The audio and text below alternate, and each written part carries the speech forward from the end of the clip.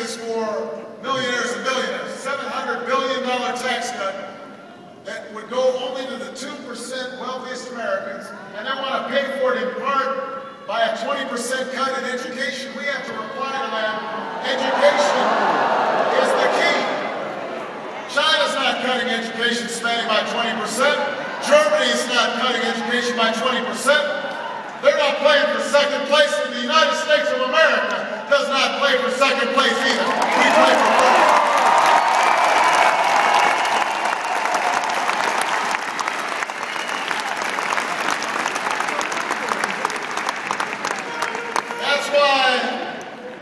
That's why we took tens of billions of dollars. We're going in taxpayer subsidies, unwarranted subsidies to big banks, and send that money to where it needed to go, to students and the families, to help them pay for college. That's why we got a new college tax credit worth $10,000 in tuition relief to every student. That's the future we believe in. That's the choice in this election. That's the America we believe in.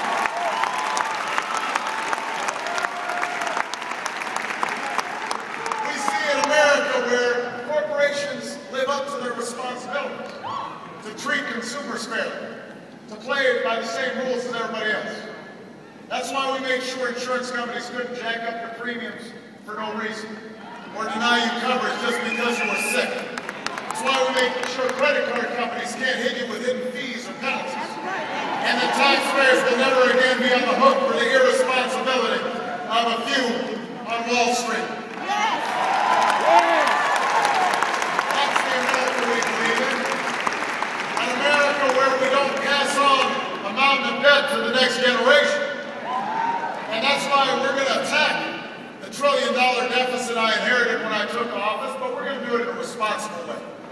We're not going to do it by cutting education by 20%. We won't do it by putting the burden only on our children or our seniors or our veterans or our middle-class families. And we won't do it by borrowing another $700 billion for a tax cut we don't need. We'll do it by asking for shared sacrifice from all Americans. And that's the choice of this election, Bridgeport. That's the America I see. Now, we've got a lot of work to do in these next few years. And we need to work together, Democrats and Republicans, to get it done. But, you know, frankly, I've got to see some cooperation on the other side. The Republican leader of the House said, and I quote, "This is not the time for compromise." The Republican leader of the Senate said that his main goal over the next 2 years, his top priority, was beating me in the next election.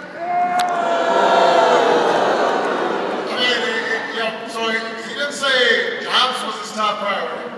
Improving the economy was his top priority. His top priority was beating me. He was thinking about the next election. This one's not even over yet.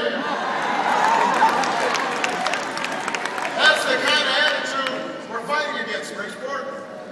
That's the kind of politics that we've got to change. A politics that says it's all about scoring points rather than solving problems.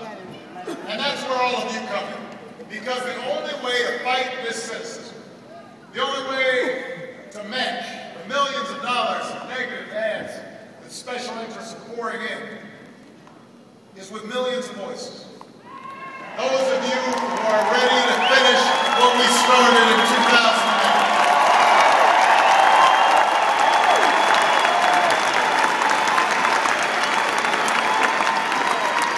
So we need you to get out and vote. If everybody who voted in 2008 shows up in 2010, then we will win this election.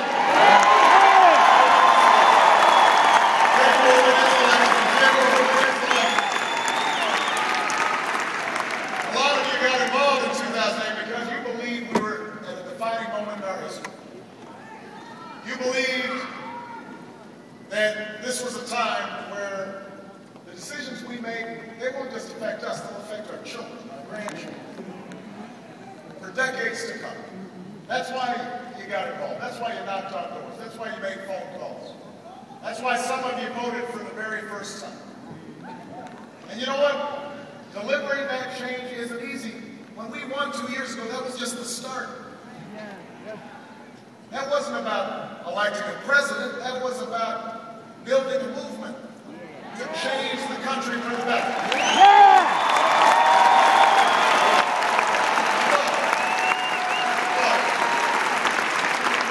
I understand some of the excitement, has faded since election night, inauguration night. Beyonce was singing, Bono was up there. I know I look a little older now. I got a little more gray hair than I do.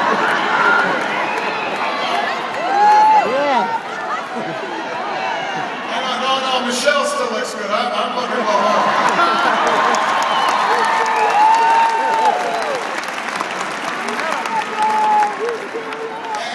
And sometimes it may feel like, gosh, for all the progress we made, it's so hard. Folks get so angry, and maybe it's not worth it. I want all of you to understand, don't let anybody tell you this fight isn't worth it. Don't let them tell you we're not making a difference.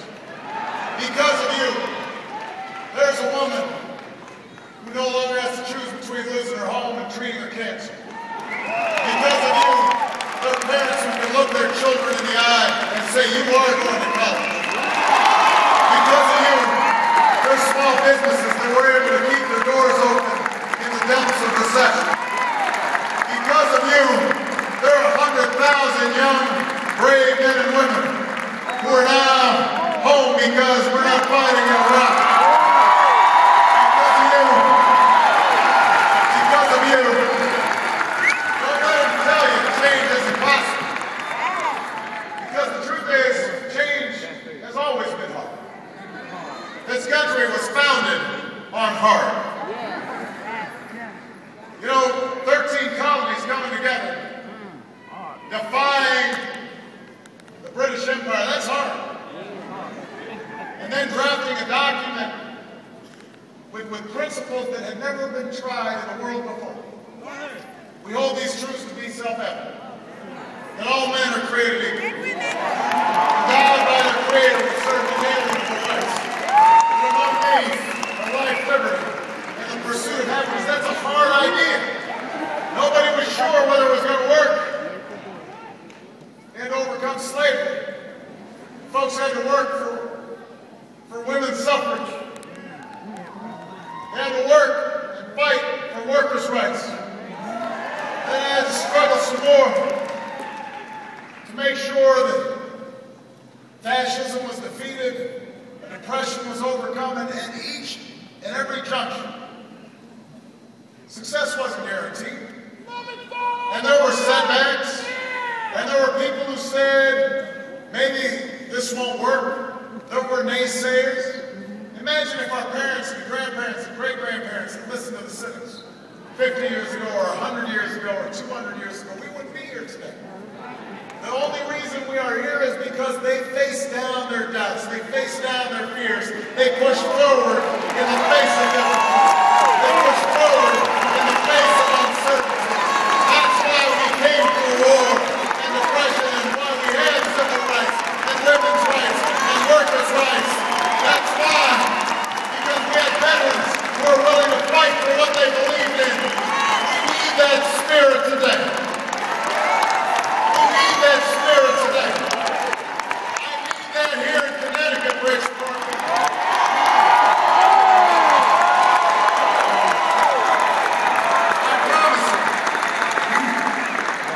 I promise you this. If you bring that spirit over the next few days, if you are knocking on doors, if you are making phone calls, if you're going to the barber shops and the beauty shops, talking to your friends and talking to your neighbors, all the young people who came out in 2008 say, yes, we can again. I promise you, we will not just win an election. We are going to restore this economy. We are going to rebuild our middle class. We are going to deliver the American dream to the next generation, and the generation after that, and the generation after that. All the way into the distance.